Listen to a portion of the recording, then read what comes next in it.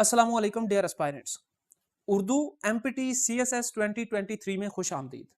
आज उर्दू सीरीज का ये चौथा लेक्चर है। इससे पहले 3 लेक्चर्स में हमने उर्दू की डिफरेंट इस्तिलाहात को डिस्कस किया है और इन डिटेल स्टडी की है। अगर आपने अभी तक उन वीडियोस को नहीं देखा तो डिस्क्रिप्शन में लिंक शो हो रहा होगा, आप जरूर जाएं और पहले उन वीडियोस को देखें। उन्हीं वीडियो की एक्सटेंशन है आज की वीडियो। चूंकि संडे को एमपीटी का फाइनल पेपर है, उसी को मद्देनजर रखते हुए एमरजेंसी में ये शेरी इस्तिलाहात की वीडियो में डिजाइन कर रहा हूं। शेरी इस्तिलाहात की वीडियो इंतहाई इंपॉर्टेंट है, चूंकि लास्ट ईयर के पेपर में भी इसमें से 1-2 क्वेश्चन पूछे गए थे। तो आज हम इस वीडियो के अंदर डिटेल में इन शेरी इस्तिलाहात को डिस्कस करेंगे। शेरी इस्तिलाहात बेसिकली जो उर्दू की सनफ है, नज़म की या शेर की, उससे ताल्लुक रखती हैं और इसके अंदर मिसरा आता है। कुछ जो है वो जेनेरिक पैटर्न में है, जो अभी हम डिस्कस कर रहे हैं मिसरा, बैत, फर्द और तजमीन। ये इनको समझना इसलिए जरूरी है कि ये अगर एमसीक्यूज में आते हैं ये वाले ऑप्शंस, तो इनके बारे में एक जनरल आइडिया आपको मालूम हो। जो इंपॉर्टेंट और अहम शेरी इस्तिलाहात हैं उसके अंदर आता है मतला, मक्ता, काफिया और रदीफ। क्योंकि ये जो 4 हैं ये पेपर के पॉइंट ऑफ व्यू से इंतहाई इंपॉर्टेंट है। तो आइए चलते हैं और इन डिटेल डिस्कस करते हैं कि ये शेरी इस्तिलाहात क्या हैं और इनकी मिसालें क्या हैं, और अगर एमसीक्यूज के अंदर ये चीजें आ जाएं तो हमने इनको किस तरीके से हैंडल करना है। फर्स्ट 4 टाइप्स जो शेरी इस्तिलाहात में मैंने डिस्कस की, और मैंने कहा कि हम इनको सिर्फ जर्नल एनालिसिस इनका करेंगे ताकि अगर ये पेपर में आ जाती हैं तो हमको इनको अच्छे तरीके से हैंडल कर लें। उसमें पहली चीज है मिसरा। मिसरा बेसिकली शेर का आधा हिस्सा होता है। आपने देखा होगा जितने अशार हैं, अशार हमेशा 2 मिसरों से मिलकर बनते हैं, तो आधे एक मिसरा जो होता है वो शेर का आधा हिस्सा होता है। मसलन कुछ मिसरे जो हैं वो बहुत ज्यादा मशहूर हैं, जिसमें से एक ये वाला जो मिसरा यहां पे मैंने मेंशन किया है ये बहुत ज्यादा मशहूर है। और ये मिसरा क्या है? जो चाहे आपका हुस्न करिश्माए साज करे। एक मिसरा ये है, ये बहुत ज्यादा हम सुनने को मिलता है। इसी तरीके से एक और मिसरा देखें, लहू खुर्शीद का टपके अगर जर्रे का दिल चीरे। अब इसका दूसरा मिसरा यहां पे मेंशन मैंने नहीं किया, यानी याद रखिए ये एक एक मिसरे हैं जो यहां पे मेंशन किए मैंने। दूसरी जो हमारी किस्म है, और अगर इस तरीके का कोई एमसीक्यू आता है कि जिसमें यह पूछा जाए, एक एक आपको मिसरा दिया जाए, जस्ट कंसीडर कि आपको यही दिया जाता है, जो चाहे आपका हुस्न करिश्मा एहसास करे, तो आप इस पे टिक लगाएंगे ये एक मिसरा है। इसी तरीके से आपने कई नज़में गज़लें पढ़ी हैं, उनके अंदर जो सिंगल लाइन है वो आप एक शेर की, वो शेर का मिसरा होता है। दूसरा इसका पोर्शन है, दूसरी अहम किस्म है, ये इस्तिलाह है बैत। ये बैत जो है, बैत ये वो शेर है जिसके दोनों मिसरे हम काफिया हों। हम काफिया अगर मिसरे 2 होंगे, यानी कोई ऐसा शेर शेर होता है 2 मिसरों से मिलकर बनता है और दोनों मिसरे हम काफिया हों। ये हम आगे चल के पढ़ते हैं कि ये काफिया होता क्या है। काफिया, हम काफिया मतलब किसी भी जो सेम आवाज दे रहे हो, जिनका लहजा सेम हो, जो एक लय में आ रहे हो। इस मिसाल में देखें कि दिल में एक लहर सी उठी है, अभी कोई ताजा हवा चली है, अभी यहां पे उठी, चली, ये क्या है? ये काफिये हैं जो हम आवाज हैं। तो इट मींस कि ये ऐसा शेर है जिसके अंदर दोनों मिसरे जो हैं वो हम काफियां हैं। तो ऐसे शेर को कहते हैं बेत। तो ये एक बेत है। इसके बाद आता है हमारे पास फर्द। फर्द जैसे नाम से ही जाहिर है, किसी तनहा चीज को कहा जाएगा।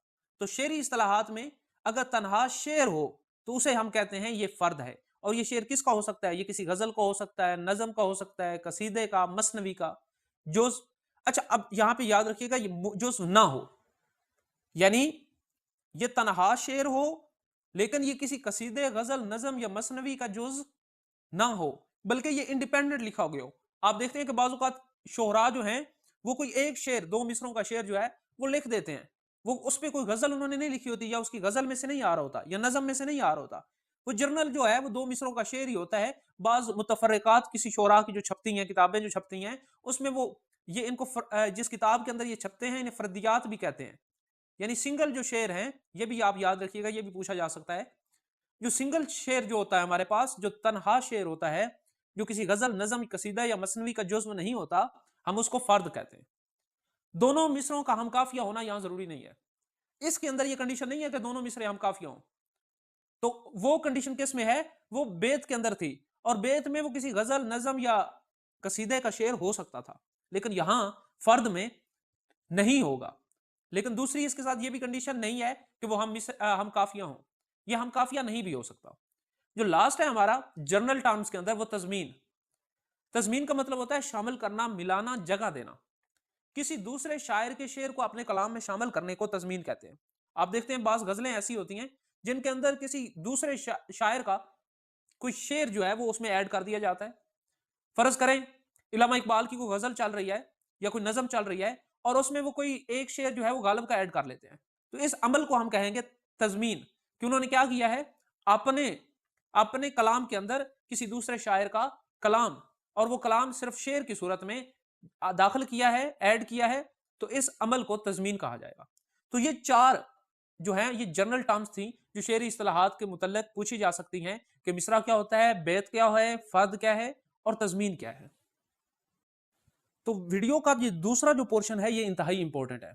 आप कोई भी पेपर उठा के देख लें, कोई मॉक एग्जाम उठा के देख लें किसी एकेडमी का, हर पेपर के अंदर शेरी इस्तिलाहात के इस पोर्शन से क्वेश्चंस आते हैं। इसमें सबसे पहली चीज जो है ये है मतला।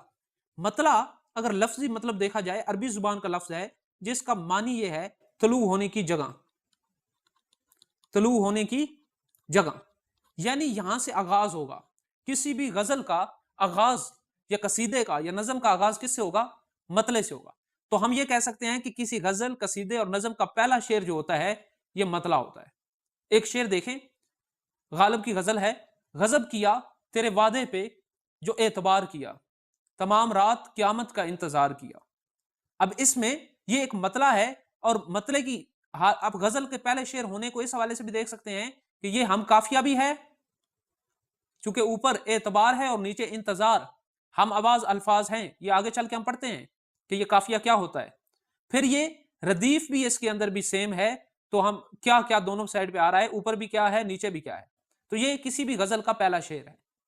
अब एक इंटरेस्टिंग चीज देखें कि अगर कोई ऐसी गजल जिसमें पहले शेर के बाद वाला शेर भी हम काफिया हो और प्लस हम रदीफ हो, यानी पहला शेर भी हम काफिया हम रदीफ और दूसरा शेर जो गजल का है वो भी हम काफिया हम रदीफ हो, तो ऐसे शेर को जो दूसरा शेर होगा उसको कहेंगे हुस्ने मतला, या उसका एक और नाम भी है जिसको मतला सानी कहते हैं।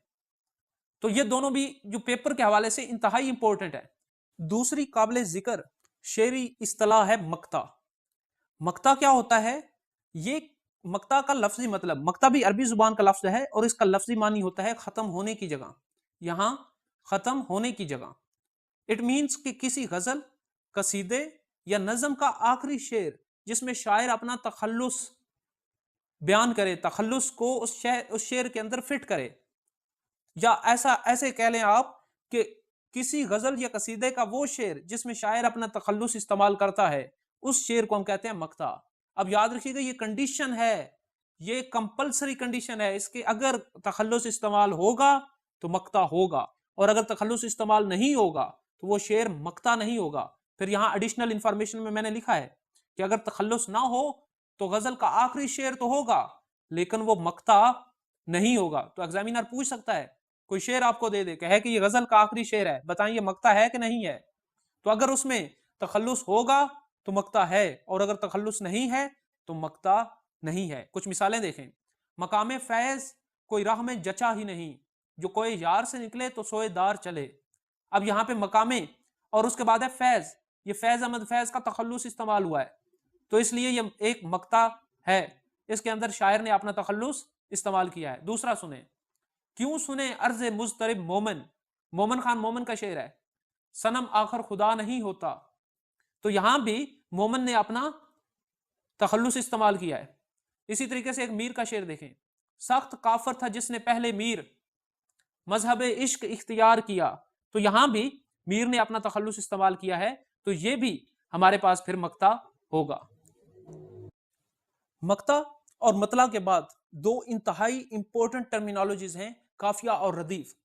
तो काफिया जो है ये बेसिकली हमने पहले भी कुछ एग्जांपल में पढ़ा कि काफिया वो अल्फाज हैं जो हम आवाज होते हैं और हम वजन होते हैं, लेकिन अगर लफ्जी मतलब काफिया का देखा जाए तो इसका लफ्जी मतलब ये होता है कि पीछे आने वाला, काफिया का जो लफ्जी मतलब है पीछे आने वाला, पै दर पै आने वाला, यानी हर शेर में काफिया आएगा और ये साथ में क्या होगा, हम आवाज होगा और हम वजन होगा, हम वजन होगा और हम आवाज होगा, और ये शेर के आखिर में आएंगे, इनके बाद रदीफ आ सकता है।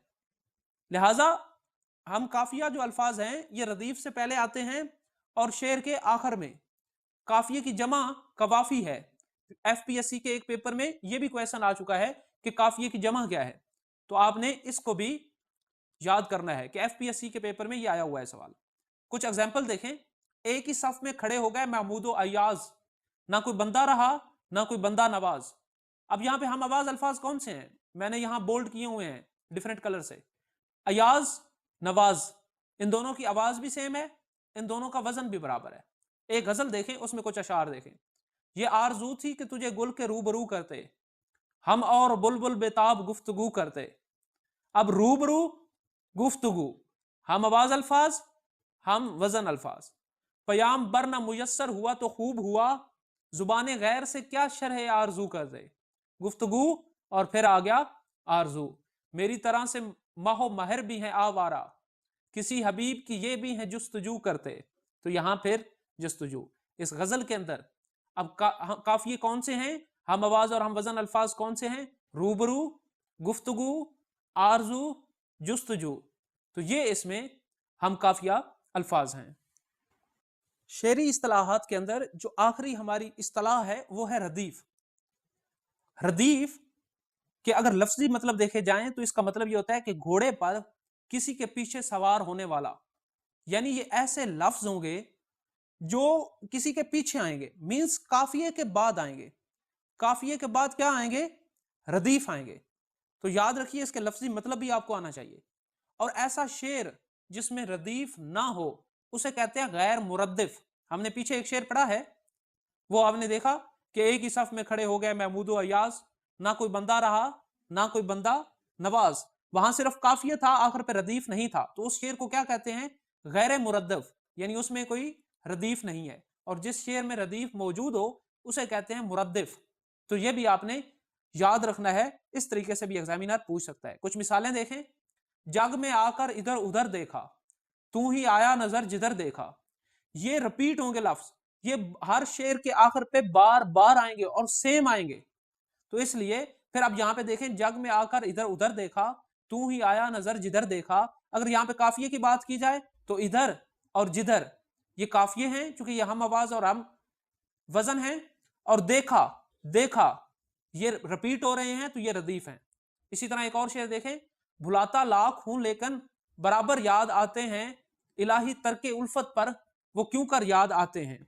यहां भी बराबर क्यों कर ये काफिया हैं, जबकि याद आते हैं, याद आते हैं ये रदीफ हैं। तो यहां से हम एक और नतीजा भी निकाल सकते हैं कि ये रदीफ जो है ये अकेला लफ्ज भी हो सकता है, जैसे हमने यहां पे देखा देखा देखा, और फिर अगर ये एक से ज्यादा भी हो सकते हैं, जैसे यहां पे कितने हैं, ये 3 लफ्जों का मुरक्कब है, यहां पे याद आते हैं।